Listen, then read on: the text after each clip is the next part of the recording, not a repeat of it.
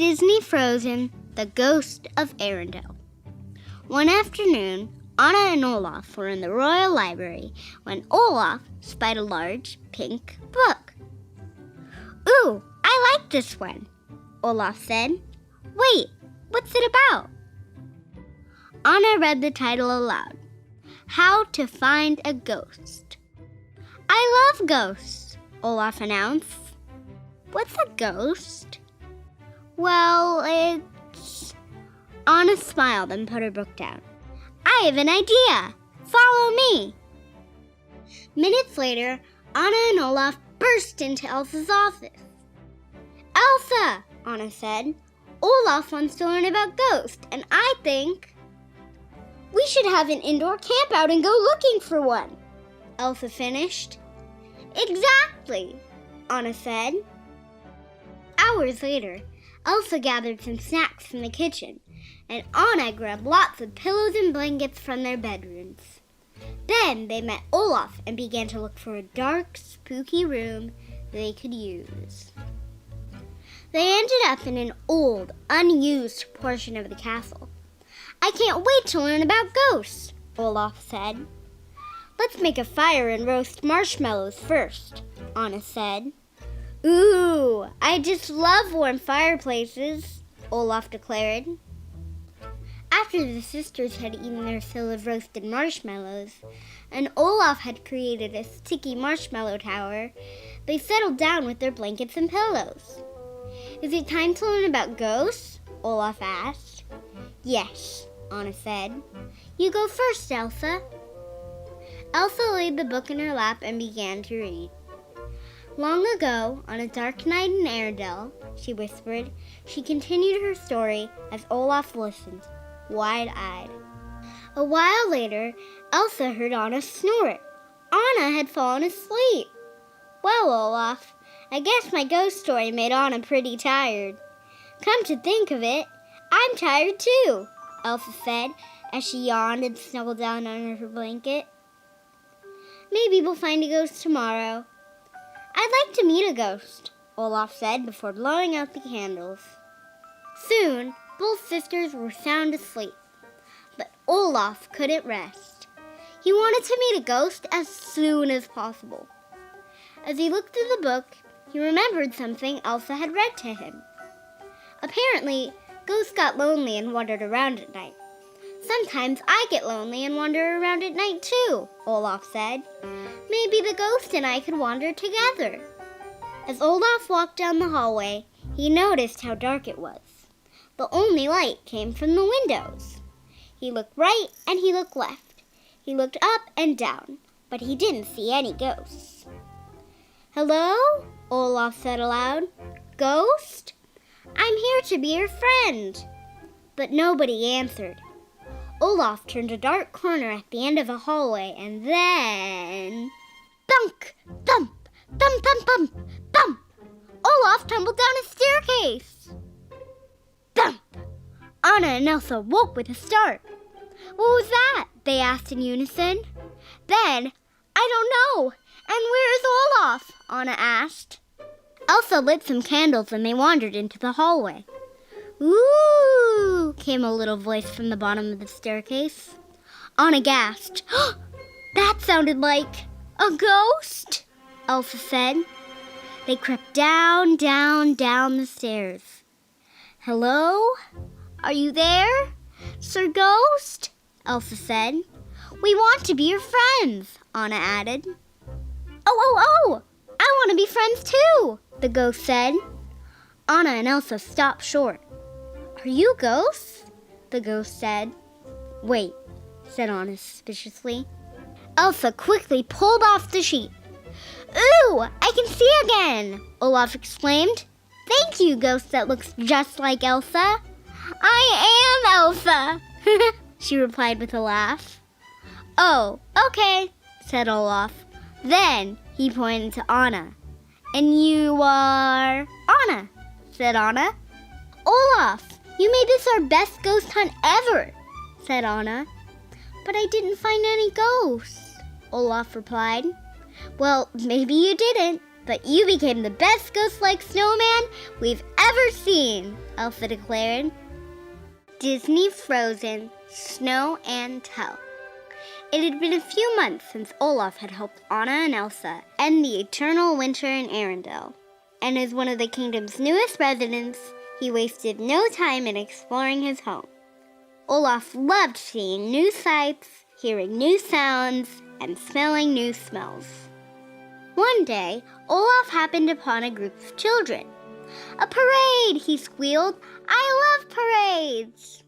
"Hi, Olaf," a girl named Lisbeth said. "What are you doing today?" "Just wandering around town," Olaf replied. "You mean wandering?" she said. "No, wondering. I'm wondering why you are parading inside when it's so nice out." "It's not a parade," Lisbeth giggled. "It's school." Then she followed her classmates into the building. Olaf was curious. He'd never been to a place called school before. Peering through the window, Olaf saw Lisbeth. She was in front of the class, sharing her collection of seashells. They were different shapes, sizes, and colors. "My shells are special to me because my papa is a fisherman. He sails a boat to many different places, and he always brings shells back to me from his trips." Then the teacher, Miss Halverson, welcomed Olaf inside. "Would you care to join us?" she asked.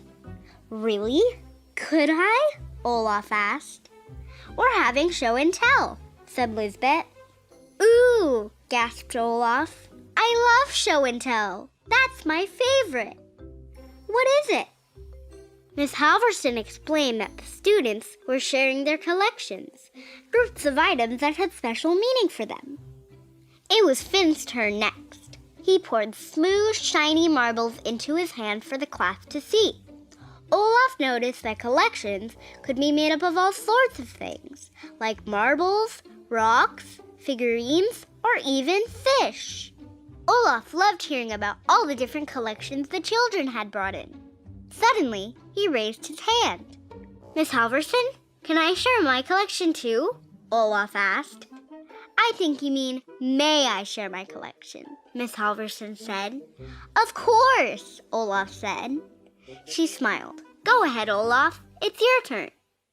"Hi, I'm Olaf," he said, "and I like warm hugs. I collect them from everyone I meet." Miss Halverson smiled again. "Olaf, collections are usually made of things you can touch." Olaf's eyes lit up, and he nodded with excitement. First, Olaf pulled off his carrot nose. Then, he reached up and took a handful of snow from his flurry. Next, he pulled out an icicle with the tip broken off from behind his back. It was certainly an unusual collection. He placed each item on Miss Halverson's desk. "Olaf," Miss Halverson began, "I don't think you understand. Items in a collection have value or meaning. Yes, they're unique, right. They're special in some way. Gotcha." Miss Halverson looked at all the items on her desk. Usually we collect things that aren't just parts of our bodies. But Olaf pointed out that his carrot nose was not just part of his body. It was the first gift he'd ever received. "This carrot reminds me of the day I met my friends Anna and Sven," Olaf explained. "When Anna gave me the carrot to use as my nose, Sven was so cute. He kept trying to kiss it. So whenever I see it, it makes me smile." One of the children raised her hand. "What's special about snow?" Olaf pointed to the small cloud over his head. "This is my own personal flurry. My friend Elsa gave this to me," he said. "She said snowman didn't last long in the summer sun. Now, wherever I go, I think of her friendship." Miss Halverson began to understand. "And the icicle?" Olaf held it to his eye. "I used this to watch for my friend Kristoff when he returned to the castle to save Anna," he explained. "It reminds me of what true love looks like." When Olaf had finished sharing, he looked at Miss Halverson. "Miss Halverson, your eye's melting," he said.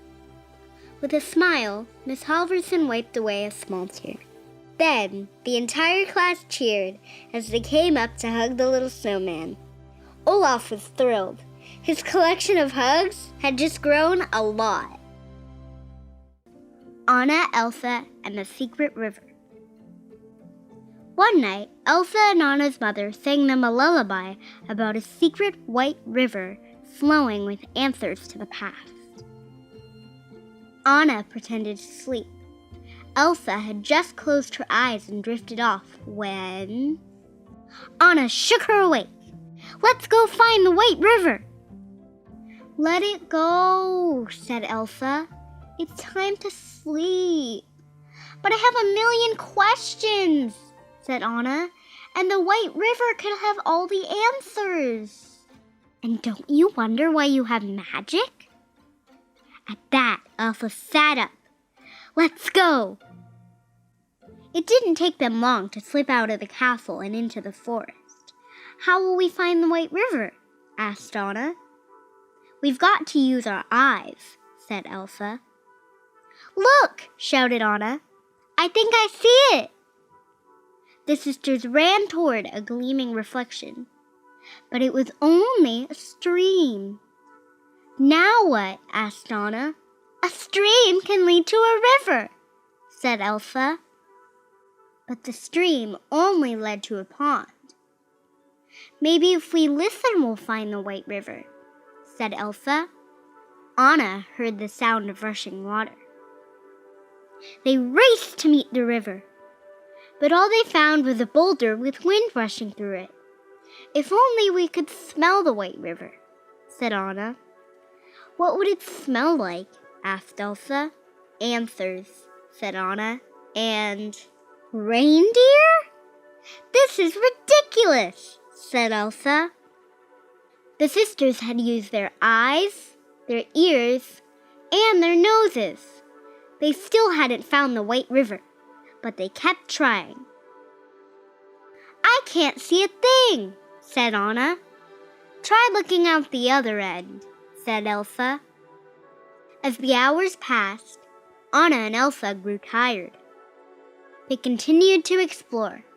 Elsa found an old shield glinting in the moonlight. "I thought we were close," said Anna.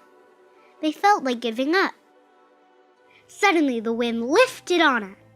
Its power took the girls by surprise.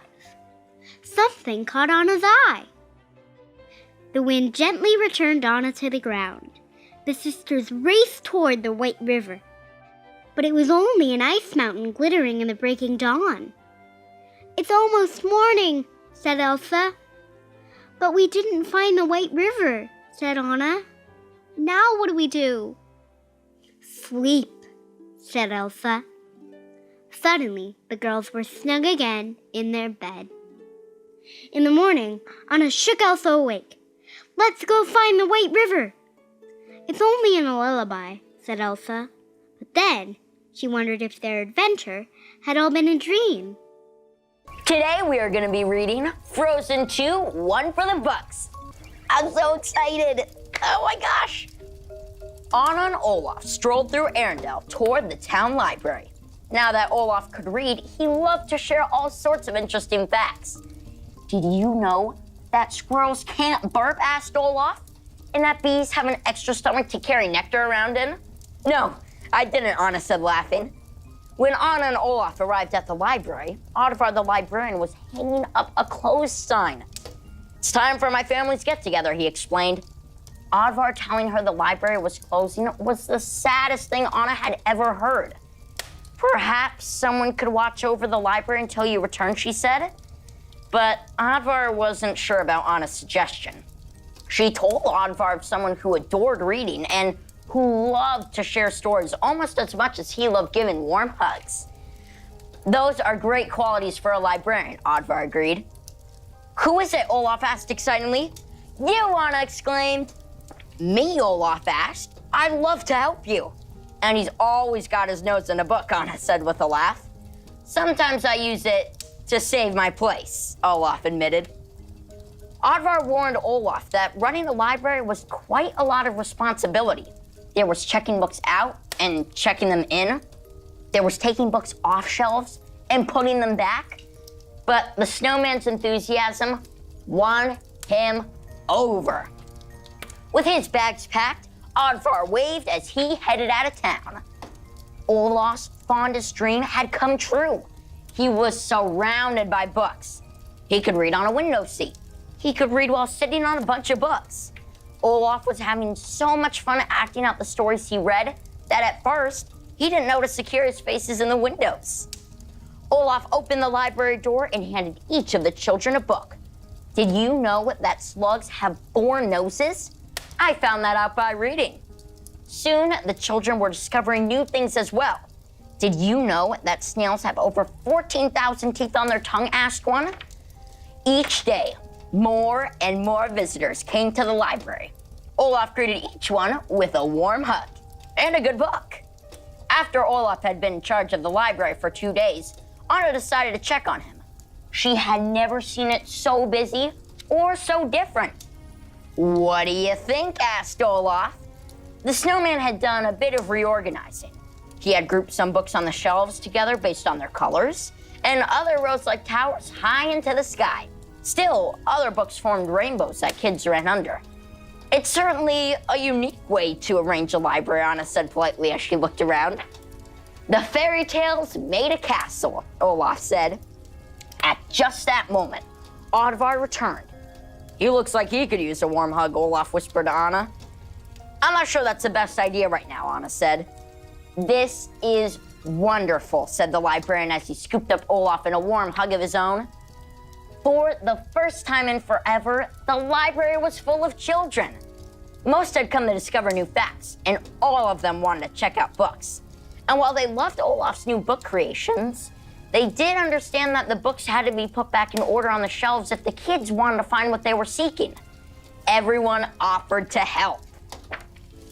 Because of Olaf's great success at helping the town discover new books, Anna made him the library's official ambassador. For my first act as ambassador, Olaf said, I want us to hold a book festival. I've read that festivals are like parties, and parties are my favorite. Everyone pitched in to make it a huge success. Sven offered reindeer rides, Kristoff held story time, and Anna and Elsa shared cookies with all. The whole village agreed that the book festival was a novel idea and a great triumph. They started making plans for the next one. This day was one for the books, Olaf said, smiling. The end.